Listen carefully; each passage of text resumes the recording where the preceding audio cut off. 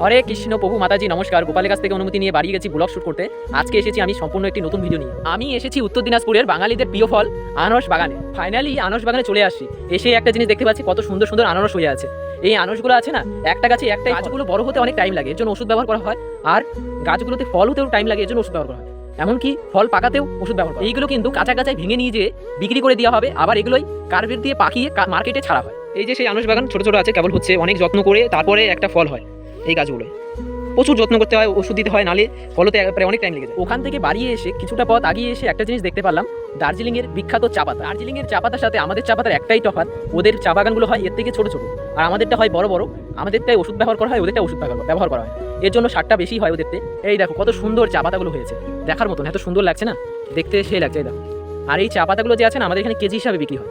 আগেকার দিনের মানুষ হাত দিয়ে পাতা তুলতো, আর এখনকার দিনের মানুষ মেশিন দিয়ে কেটে পাতা তোলা হয়। মানুষের আপডেট হচ্ছে। রাস্তা, এই রাস্তা দিয়ে আমি এসেছিলাম, দেখতে পারো রাস্তাটা দুই পাশ দিয়ে বাগান আর মাঝখান দিয়ে রাস্তা, দেখতে অসাধারণ লাগছে। ভিডিওটা দেখার জন্য অসংখ্য ধন্যবাদ। ভালো লাগলে সাবস্ক্রাইব, কমেন্ট, শেয়ার।